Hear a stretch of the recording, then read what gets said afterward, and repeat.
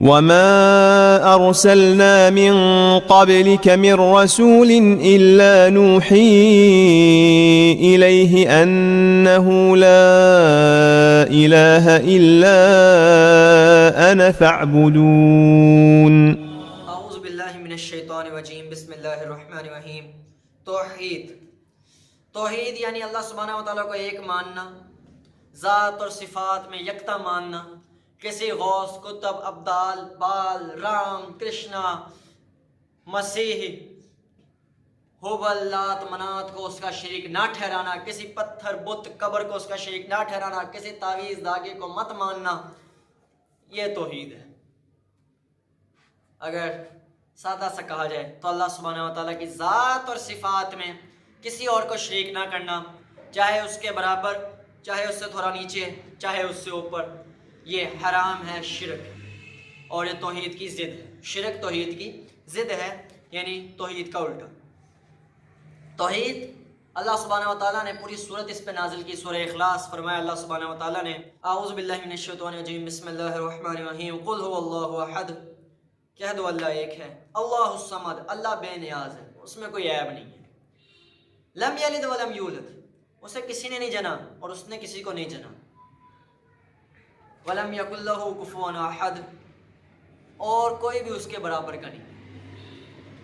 یہ چار چیزیں جس میں بھی ہوں گی، جس ساتھ میں بھی ہوں گی، وہی خدا ہے، اور آج تک انسانیت اللہ رب العزت کے علاوہ دوسرا کسی کو نہیں ڈھونڈ سکی جس میں چاروں خوبیاں پائی جاتی، جس میں چاروں آیتیں فٹ ہو۔ توحید کا مسئلہ اتنا اہم اور بنیادی ہے کہ تمام انبیاء کرام آدم علیہ السلام سے لے کر حضرت محمد صلی اللہ علیہ وآلہ وسلم تک سب نے سب سے پہلے جو دعوت دی وہ توحید کی تھی۔ فرمایا اللہ سبحانہ و تعالیٰ نے قرآن مجید میں سورہ انبیاء میں، اے پیغمبر صلی اللہ علیہ وآلہ وسلم، تجھ سے پہلے ہم نے جو رسول بھی بھیجا اس کے طرف یہی وحی کی کہ میرے سوا کوئی معبود نہیں، لہذا تم میری ہی عبادت کرو۔ سورہ بقرہ میں اللہ سبحانہ و تعالیٰ نے فرمایا، یا ایھا الناس اعبدوا ربکم الذی خلقکم، اے لوگوں اس رب کی عبادت کرو جس نے تمہیں پیدا کیا، والذین من قبلکم، اور اس کی عبادت کرو جس نے تم سے پہلوں کو پیدا کیا، یعنی اللہ سبحانہ و تعالیٰ کی، لعلکم تتقون، تاکہ تم پر رحم کیا جائے۔ آگے رسول اللہ صلی اللہ علیہ وآلہ وسلم کی حدیث ہے مسند احمد میں، آپ نے فرمایا، لوگوں کہو کہ لا الہ الا اللہ، اللہ کے سوا کوئی معبود نہیں۔ تمام انبیاء کا پہلا جو بنیادی مشن تھا وہ یہی تھا کہ لا الہ الا اللہ کی ترجیح کی جائے، لا الہ الا اللہ کو دنیا میں پھیلایا جائے۔ الحمدللہ آج پوری دنیا میں لا الہ الا اللہ کی آوازیں گونج رہی ہیں، مگر ہم نے توحید کو صحیح سے سمجھا نہیں، ہم نے اپنی غلطی ہے ہماری۔ انبیاء نے تو اپنا مشن پورا کیا، انبیاء نے تو اپنی دعوت دے دی، لیکن ہم جو بعد میں آنے والے ہیں ہم نے گوارا ہی نہیں کیا کہ ہم ان کی زندگیوں کو پڑھیں اور ہم توحید کو سمجھ سکیں۔ اللہ کے نبی نے فرمایا، مسند احمد کی حدیث ہے، میں تمہاری طرف اللہ کا رسول بن کر آیا ہوں، میں تمہیں حکم دیتا ہوں کہ اللہ کی عبادت کرو، اس کے ساتھ کسی کو شریک نہ ٹھہراؤ، اور یاد رکھیے توحید تمام عبادات کی بنیاد ہے، جس میں توحید نہیں اس کی کوئی عبادت قبول نہیں ہے۔ نہیں تو یہ ہندو بھی جنت میں چلے جائیں، یا عیسائی بھی جنت میں چلے جائیں، یہود بھی جنت میں چلے جائیں، قادیانی بھی جنت میں چلے جائیں، ملحد بھی جنت میں چلے جائیں۔ اگر توحید کوئی بڑا مسئلہ نہ ہوتا پھر تو یہ بھی جنت میں چلے جاتے، لیکن ہم نے توحید کو بڑا مسئلہ لیا ہی نہیں، ہم نے سمجھا ہی نہیں۔ ہمارے نزدیک بس جس نے پڑھ دیا لا الہ الا اللہ، اور جس نے کہہ دیا کہ اللہ کے سوا کوئی معبود نہیں، بس اس نے توحید سمجھ لی۔ بھائی توحید بڑی ڈیٹیل چیز ہے، توحید بہت ڈیٹیل ہے، بس اس کو سمجھنا آنا چاہیے۔ اور توحید یاد رکھیے گا ایسی کڑوی چیز ہے نہ سمجھنے والے کے لیے، اگر وہ نہ سمجھے اس سے کڑوی اس کے لیے کوئی چیز نہیں، اور ایک مرتبہ سمجھ جائے اس کو مان لے تو اس سے میٹھی بھی کوئی چیز نہیں۔ اتنا آسان ہے یار، ایک ہی خدا کو ماننا ہے، ایک ہی خدا کو راضی کرنا ہے۔ ہندوؤں کو دیکھو بیچارے 33 کروڑ کو خوش کرنے میں لگے ہوئے، عیسائیوں کو دیکھو 3 کو خوش کر رہے ہیں۔ یاد رکھیے گا، میں پھر بتا رہا ہوں، توحید تمام عبادات کی جڑ ہے۔ اللہ سبحانہ و تعالیٰ نے فرمایا، میں نے جنوں اور انسانوں کو اس لیے پیدا کیا کہ میری عبادت کریں، اور ایک جگہ اور فرمایا سورہ نحل میں، اور ہم نے ہر امت میں ایک رسول بھیجا کہ صرف لوگ اللہ ہی کی بندگی کریں اور طاغوت کی بندگی سے بچیں۔ طاغوت یعنی غیر اللہ کی، اس دنیا کی خواہشات کی،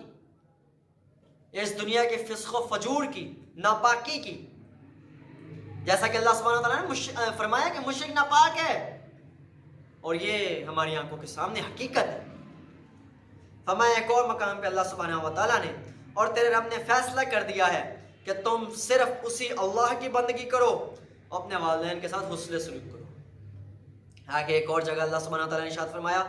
اور تم سب اللہ کی بندگی کرو، اس کے ساتھ کسی کو شریک نہ ٹھہراؤ۔ یہ ہے توحید جو تمام عبادات کی بنیاد ہے۔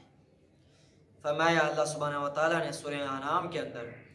اے پیغمبر کہہ دیجئے کہ آؤ میں تمہیں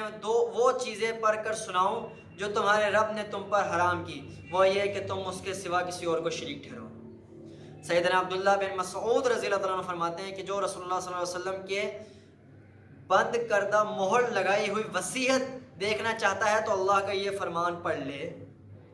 اے پیغمبر کہہ دیجئے آؤ میں تمہیں وہ چیز پڑھ کر سناؤں جو تمہارے رب نے تم پر حرام کر دی ہیں، تم اس کے ساتھ کسی بھی چیز کو شریک ٹھہراؤ، اپنے والدین کے ساتھ حسن سلوک کرو،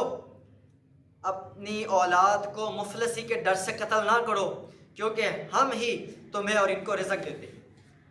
بے حیائی کے کام ظاہری ہو یا پوشیدہ ان کے قریب بھی نہ بھٹکو، اور اللہ تعالیٰ نے جسے قتل کرنا حرام ٹھہرایا اسے قتل نہ کرو سوائے قتل برحق کے۔ اس اللہ نے تمہیں ان باتوں کی وصیت ہدایت کی ہے شاید کہ تم عقل سے کام لو، اور تم یتیم کے مال کے قریب بھی نہ جاؤ مگر ایسے طریقے سے جو سب سے اچھا ہو، یہاں تک کہ وہ یتیم اپنی جوانی کی عمر کو پہنچ جائے، اور انصاف کے ساتھ ناپ تول پورا کرو، اور ہم کسی جان کو اس کی طاقت سے بڑھ کر مکلف نہیں ٹھہراتے، اور جب بات کرو تو انصاف سے کام لو خواہ تمہارے قریبی رشتہ دار ہی کیوں نہ ہو، اور اللہ تعالیٰ کے عہد کو پورا کرو، اس نے تمہیں ان باتوں کی وصیت ہدایت کی ہے شاید کہ تم نصیحت پکڑو، اور یقیناً یہ میرا راستہ ہے بالکل سیدھا، تم اسی پر چلو، اسے چھوڑ کر دوسری راہوں کو اختیار مت کرو، وہ تمہیں اللہ کی راہ سے جدا کرے گا، اس اللہ نے تمہیں ان باتوں کی وصیت ہدایت کی ہے۔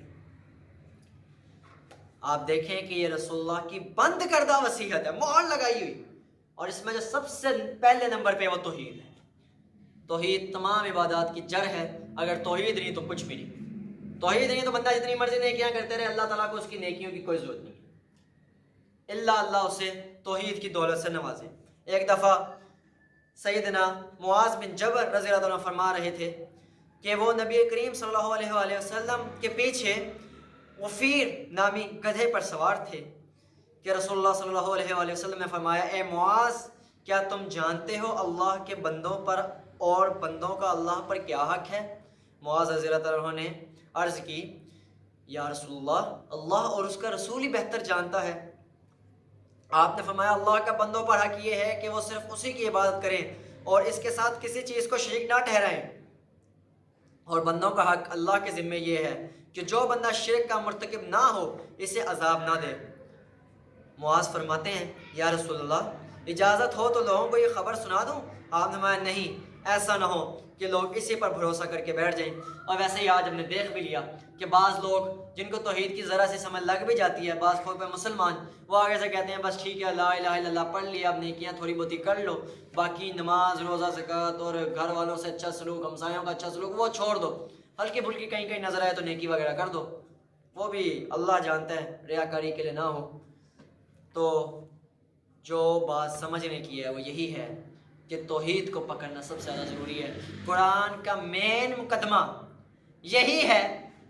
کہ اللہ ایک ہے، اس کے سوا کوئی شریک نہیں ہے۔ وآخر دعوانا الحمدللہ رب العالمین۔